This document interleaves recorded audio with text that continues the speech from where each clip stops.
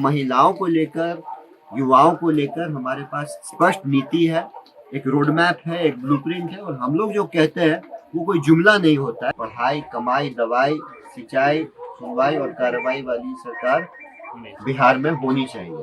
विकास में सिमरी बख्तियारपुर ने एक लंबी छलांग लगाई है इन 5 सालों में। हेलो नमस्कार, मैं हूं नीरज कुमार। आप देख रहे हैं मोबाइल न्यूज 24। 17 लाख दर्शकों का फेवरेट न्यूज चैनल बिहार विधानसभा का चुनावी सर्वे करते हुए एक बार फिर से सिमरी बख्तियारपुर में है। और सिमरी बख्तियारपुर से उम्मीदवार आरजेडी के यूसुफ जी हमारे साथ हैं, सरोजा पंचायत के करुआ गांव में। शाम का समय है, अंधेरा हो गया है। आज सुबह से ही रिमझिम बारिश के साथ जिस प्रकार से प्रकृति ने यहाँ का स्वागत किया है, वैसे ही तमाम जगहों पर यूसुफ जी का भी जगह जगह स्वागत हो रहा है पूरे पंचायत में। यहाँ हम इस करवा गांव में आए हुए हैं और देखिए तमाम लोग, गांव के लोग यहाँ हैं। लाइट कम है, अंधेरा है, फिर भी सारे लोग यहाँ पे उपस्थित हैं। हम आज जानेंगे यूसुफ जी से कि जिस प्रकार से ये गांव-गांव जाके घूम रहे हैं तो क्या गांव-गांव में रिस्पांस मिल रहा है और किस प्रकार से इन्होंने जो काम किया है उससे लोग कितना खुश हैं, कुछ लोग नाराज हैं, उनको मनाने के लिए भी ये क्या-क्या कर रहे हैं। यूसुफ जी, बहुत-बहुत स्वागत है आपका। सुबह से ही घूम रहे हैं, थोड़ा खिचखिच भी गले में हो गया है बारिश के कारण। बहुत-बहुत धन्यवाद आपका और आपके तमाम दर्शकों को नमस्कार। और आपने सवाल किया कि हम लोग घूम रहे हैं। जी जी। लगभग 75-80% हम लोग क्षेत्र घूम लिए हैं और हम लोग जहाँ भी जा रहे हैं बहुत अच्छा रिस्पांस मिल रहा है। लोगों में इस बार एक उत्साह का माहौल है और इस बार एक लहर है महागठबंधन की। और इस बार जनता ने ठाना है कि पढ़ाई, कमाई, दवाई, सिंचाई, सुनवाई और कार्रवाई वाली सरकार बिहार में होनी चाहिए। हम लोग जहाँ भी घूम रहे हैं सब जगह लोगों में एक उत्साह है, बहुत प्रेम हमको मिल रहा है, लोगों का आशीर्वाद मिल रहा है। और हमको लगता है इस बार हम लोग स्पष्ट बहुमत वाली सरकार बनाएंगे। बिल्कुल, सिमरी बख्तियारपुर में तो जो स्थिति है वो है ही, पूरे बिहार में भी अच्छा रिस्पांस मिल रहा है। एक चीज जो डिफेक्टिव है, जिस प्रकार से लास्ट समय में एनडीए सरकार ने ये महिलाओं को 10-10 हजार रुपए देने का कार्ड खेला है, आप लोगों ने 25-2500 कहा था। इन चीजों को किस प्रकार से आप देख रहे हैं? जैसे कि तेजस्वी जी कह रहे थे कि ये लॉन है और हम हर महीना देंगे, वो जो एक बार दे के छोड़ रहा है। महिलाओं को समझाने के लिए आप लोग किस प्रकार से काम करते हैं? देखिए, जब हमारी सरकार बनी थी, आदरणीय लालू प्रसाद यादव जी जो हमारे नेता है, उन्होंने सामाजिक न्याय देने का काम किया था। और उनके ही नक्शे कदम पर चलते हुए हमारे नेता आदरणीय तेजस्वी प्रसाद यादव जी सामाजिक न्याय के साथ साथ आर्थिक न्याय देने का काम करेंगे। तो हम लोग जब उन्होंने पूरे बिहार का दौरा किया, वो लगभग बिहार के हर पंचायत, हर जिले, हर प्रखंड में गए और ये स्वर आया कि बिहार में महंगाई के कारण महिलाओं पे खासा असर पड़ता है, क्योंकि घर उनको चलाना पड़ता है। तो हम लोगों ने ये सारी नीति बनाई, जिसमें हम लोग माई बहन मान योजना जो था हमारा, उसमें हम लोग बिहार के हर एक महिलाओं को, माताओं बहनों को हर महीने हम लोग 2500 रुपये उनके खाते में डायरेक्ट ट्रांसफर करेंगे। बिहार में हर घर 200 यूनिट बिजली हम लोगों ने मुफ्त करने का हमारा संकल्प है। अब गैस सिलेंडर का दाम देखिए, अभी 1100, 1150, 1200, 1250 तक है। इसको हम लोग घटाकर 500 करेंगे। और जो विकलांग पेंशन, वृद्धा पेंशन होता है, उसको हम लोगों ने 1500 करने का हम लोगों ने प्रण लिया है। और अभी हम लोगों ने घोषणा भी की है और अब तो बिहार के सारी महिलाओं तक ये बात पहुंच गई है कि जो जीविका दीदी है उनको हम लोग 30,000 रुपये देने का काम करेंगे और 2,000 भत्ता होगा। और जो कम्युनिटी मोबिलाइजर होती है, सीएम दीदी जो होती है, उनको राजकर्मी का दर्जा दिया जाएगा।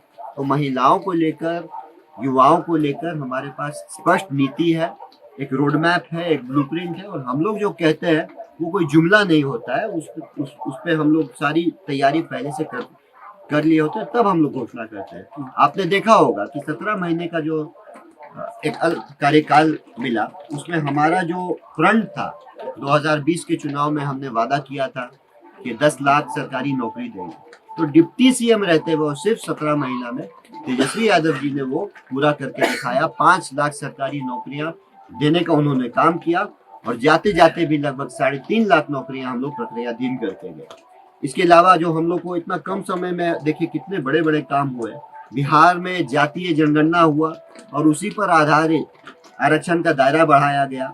आप देखे होंगे उस समय, और ये सारे मंत्रालय हमारे पास थे। जी शिक्षा विभाग, स्वास्थ्य विभाग, ये सब में बहुत नौकरियां दी गई।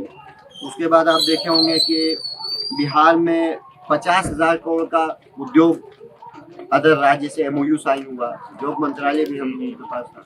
ऐसी कई ऐतिहासिक ऐसे काम हुए। एक और चीज जिस प्रकार से आरोप लगता है कि अगर ये आएंगे जंगल राज आ जाएगा। अभी तो 2 दिन पहले है, कल की ही बात है, इस प्रकार से मोकामा में घटना हुआ, पूर्व विधायक को गोली मार दिया गया। क्या देखते हैं, क्या लग रहा है आपको ये सब जो घटनाएं हो रही है, इससे जनता पे क्या असर है? देखिए अभी बिहार में लॉ एंड ऑर्डर की क्या स्थिति है ये बिहार के लोग अवगत हैं। कहीं ना कहीं कोलैप्स हुआ है लॉ एंड ऑर्डर में। और ये जो 20 साल पुरानी बातें करते हैं, ये सब मनगढ़ंत बातें हैं। इसका जवाब हम लोगों ने बहुत बार, और हमारे नेताजी ने आंकड़ों के साथ विधानसभा में बहुत बार इसका जवाब दिया है।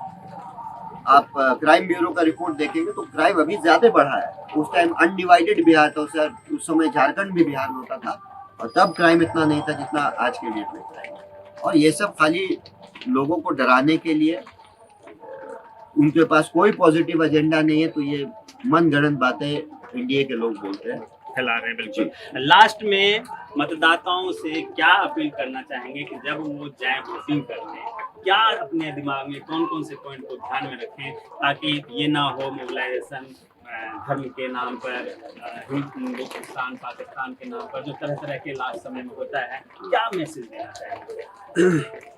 सिमरी बख्तियारपुर के तमाम मतदाताओं से हम यही अपील करेंगे कि हमने इन 5 सालों में सिमरी बख्तियारपुर में बहुत विकास किया है। विकास में सिमरी बख्तियारपुर ने एक लंबी छलांग लगाई है इन 5 सालों में। आप देखेंगे कि 415 करोड़ रुपए की लागत से डेंगराही पुल का काम चल रहा है। 25 करोड़ का हमने पीपा पुल घोकसम में देने का काम किया है। शिक्षा के क्षेत्र में अच्छा काम हुआ है। सरकारी ITI कॉलेज सिमरी बख्तियारपुर में आया, ANM स्कूल आया।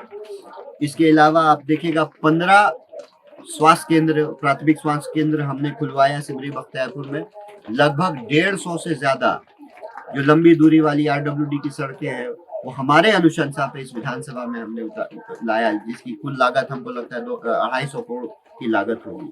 इसके अलावा सिमरी बख्तियारपुर को हमारे और हमारे पिताजी जो यहाँ के पूर्व सांसद थे आदरणीय चौधरी महबूब अली कैसर साहब के प्रयास से अमृत भारत स्टेशन मिला।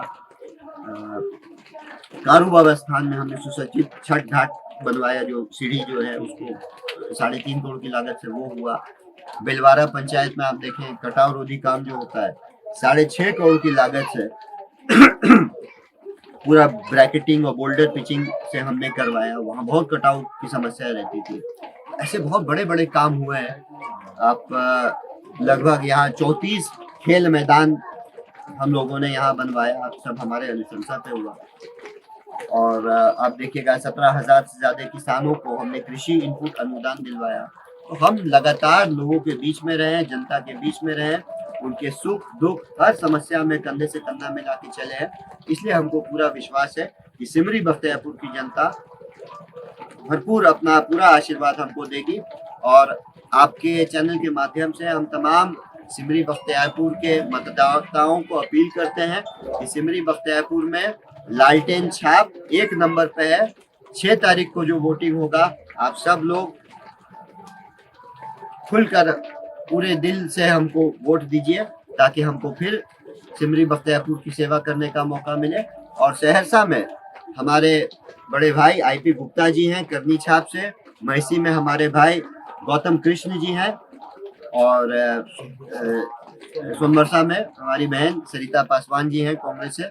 सहरसा डिस्ट्रिक्ट में हमको लगता है कि चारों की चारों सीट जो है अच्छी स्थिति में है, और हमको लगता है यहाँ हर जगह महागठबंधन के प्रत्याशी जीतेंगे। हम अपील करना चाहते हैं कि सब जगह आप महागठबंधन के प्रत्याशी को जिताइए। बिल्कुल। तो सिमरी बख्तियारपुर में जो अभी वर्तमान विधायक हैं यूसुफ जी, लगातार गांव-गांव में जाके संपर्क कर रहे हैं और लोगों का समर्थन भी मिल रहा है। 6 तारीख को वोटिंग है, वोट जरूर डालिए, टाइम पर डालिए, क्योंकि आपका एक वोट का महत्व बहुत ज्यादा है।